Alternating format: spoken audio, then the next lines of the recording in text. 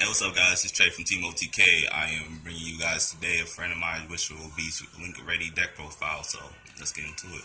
Alright, to start off, with the Ritual Beast Tamers, we play 3 Elder. He gives you an additional normal summon Ritual Beast monster. Absolutely best tamer in the deck, and you should be playing 3. If you're not, you're playing the deck wrong, in my opinion. 2 Wen, she special summons a Ritual Beast monster from banished when she's normal summoned.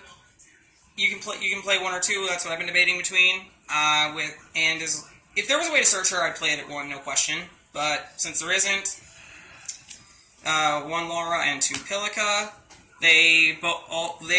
When they are normal summoned, they special summon a Ritual Beast from grave. And we play 2 of her because we play Oracle of Zephyr. I'm playing Oracle of Zephyr in this build, and I don't. If I draw one of her and an Oracle, and I was only playing 1, then the Zephyr would be a dead card in my hand, and that's just not what we want to do. 2 Winda, she is both a Spiritual Beast and a Ritual Beast Tamer, so that makes her really good in that respect. Plus, she's a level 4. She basically is the monster that answered a lot of problems with the deck when she came out. And she also punishes board wipes, because when she is destroyed by an opponent's card, she special summons Ritual Beast from deck or extra deck, ignoring its summoning conditions. For the Spiritual Beasts, you play 3 Cannahawk, who is a Gold Sark for the deck. Again, one of the best cards in the deck. 3 Rampengu. With Elder, this is actually a better combo than Elder Cannahawk, now that the Link monster's out. And what he does is he banishes a Ritual Beast from the extra deck and sends a Ritual Beast of the same type from deck to grave. 2 Apelio, he, during either player's turn, can banish a Ritual Beast card from the grave to buff all Ritual Beasts for the rest of the turn by 500 attack and defense. And then 1 Petalfin. Card's terrible, but it's an extra name. And then we play the 1 of Max C. It's the only hand trap I play in the main deck, because it's Max C. For the spells, I play 2 Gold Sarcophagus. A lot of people like to play 3, but I find 3 to be really cloggy. And while there is a good combo with Wen and Gold Sark, it's very inclusive. Like, you need to see Wen and Gold Sark. And the field spell engine just is a little bit more consistent in my eyes.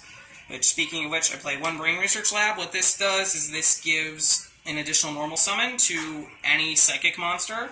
So basically, if I open up a Tamer that's not Elder and Cannahawk or Rampengu, I still get the same combo as long as I have this in my hand. Oracle of Zephyr, which is mainly there to search Zephyr and Pilica. It has other effects, but those never come up. And 2 Terraform to search. I don't play 3 because, again, you don't need that many field spells, and it's honestly a little cloggy if you have too many of them. 2 Cosmic Cyclone, because back row removal, and I don't really like discarding that much in this deck, so that's why I don't play Twin Twister. Generic board wipe, and who doesn't want to play 39 cards? And for the traps, 3 of the best card in the deck, Steeds, because what this does is, if you control a Ritual Beast monster, this will destroy as many monsters on the field up to the number of Ritual Beast monsters that you currently control upon this card's resolution. And this is also non-targeting. This is why this deck is still remotely relevant. It's not going to be like tier 1 or anything, but this card makes this deck worth playing still. 3 Ritual Beast Ambush, which what this does is it targets a Ritual Beast Tamer and a Spiritual Beast in Banished and or Grave, and special summons them, so you can chain this to Steeds to be able to get more destruction off the Steeds. And then to round out the traps, we play Solemn Brigade. Because what I found is, I would rather play these, so that if I draw like a less than optimal hand, I can still, defend myself. And that's it for the main deck, 40 cards.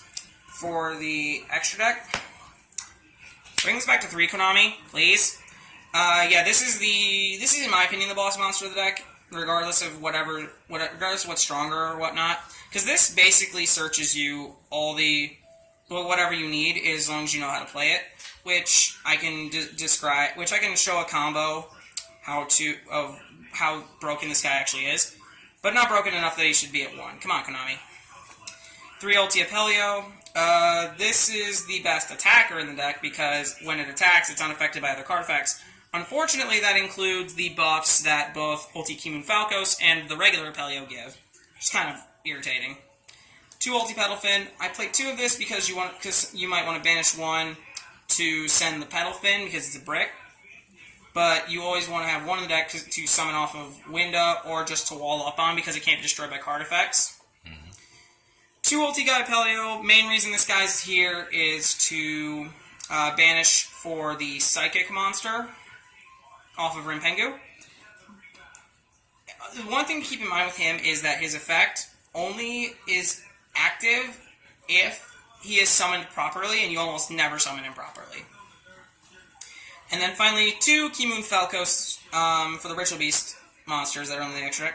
So this is the new Link monster, and what he does is he requires 2 Ritual Beast monsters, and he is a Psychic, so you can send him instead of Guy Pelio for the Psychic monster to grave. And what he does is he will...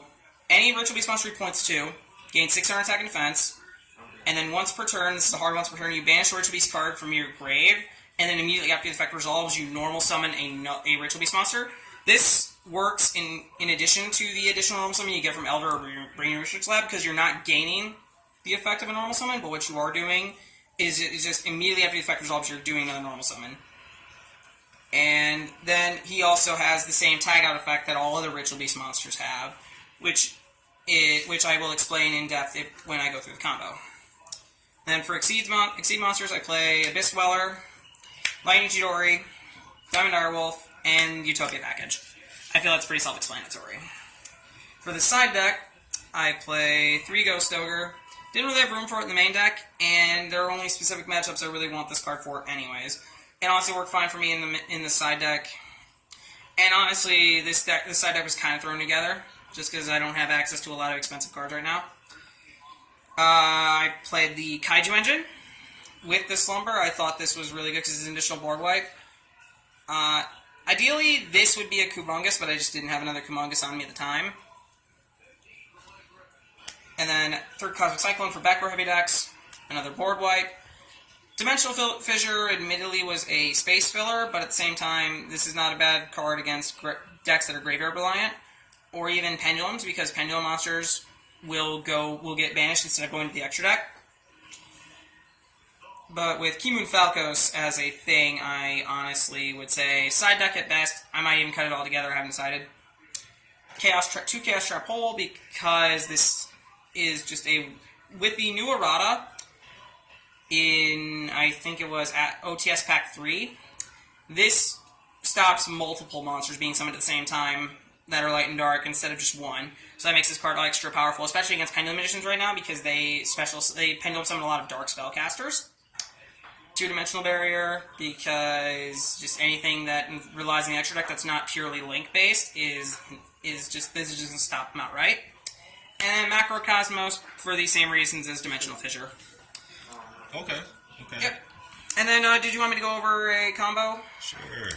Alright, so probably the most basic combo that gets you a really good yield is Ritual Beast Tamer Elder plus Spiritual Beast Rimpengu. This is probably the combo that nets you the most advantage, but also is the one of the most complicated ones until you figure it out. So you normal summon your Elder, and then use an Elder's effect to allow you an additional normal summon to normal the Rimpengu. Then use Rimpengu's effect to banish, and this is going to be a long combo, I'm just going to give you a fair warning on that. Banish Ultia Pelio, which since it's a Pyro, we send a Pyro, which is regular Pelio, to grave. Then we fuse by just banishing the Spiritual Beast and the Ritual Beast Tamer we control to summon out Ritual Beast Ulti Cannonhawk. So, Cannonhawk works a little bit interestingly. So, sorry, let me move these banish up here. So we're going to activate Ritual Beast Ulti Cannonhawk's effect to target 2 Ritual Beast monsters in our banish zone and return them to grave to search card. We'll target Elder and Ultia Pelio. Then we'll chain Ritual Beast Ulti Cannonhawk's effect to tag itself out by returning it to the extra deck for cost and targeting a Ritual Beast Tamer and a Spiritual Beast.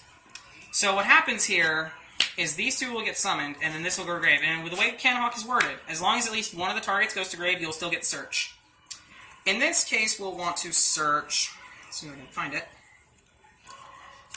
Spiritual Beast Cannonhawk. And then, because Spiritual Beast Rimpengu is not a hard once per turn, we're going to use his effect again, banish an Ulti Guy Pelio, so we can send a Psychic. And we will send Spiritual Beast Tamer Winda. Sorry about that. Not Winda. I'm still getting used to the combos. We'll send Wen, I believe. Damn it. Alright. Link summon into Kimun Falcos. Then we'll use Kimun Falcos' effect to banish a Ritual Beast card from our grave to immediately normal summon again. Then we can use Kennock's effect to Gold Sark, and we will Gold Sark out the Winda. Then, what we'll do here is we'll tag out the Kimun Falcos, which has the same idea as... So we special these out. We'll use Apelio's effect to banish the Wen, and then use Winda and Cannahawk to make Ulti Cannahawk. And then we'll use Ulti Cannahawk's effect again. We'll target the Winda and the Cannahawk, and we'll chain the tag out, targeting the Cannahawk and the Wen. Slightly screwed. Sorry, we're not targeting the Winda, we're targeting the guy Apelio. Still getting used to the combo.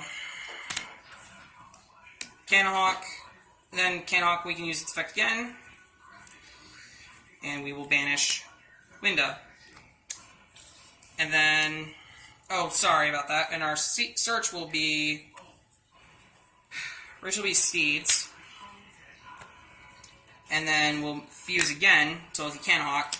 Then use its effect to just send Wen and Cannahawk back to the grave and grab Ambush. And then you set them and pass turn on the opponent's draw phase. You use Cannahawk's effect to tag out into two Windas. So what we have here is we have two Windas that can special summon two Ritual Beasts when they die by an opponent's card. We have the Apelio here to buff. And then we have Ambush and Steeds, so what we'd have is we have Ambush as an emergency button in case things go wrong, or to be able to pop 5 off of Steeds. That combination was just freaking crazy, man. Yeah, sorry about the, It's cool. Yeah, like I said, I'm still getting used to the combo, but for the most part, you know, again, I think this deck's really a lot of fun, and I just haven't, it's just a deck I've always enjoyed ever since it first came out. And I'm very glad I got this support with Kimun Falcos. Alright guys, Trey for Team OTK, and we are out.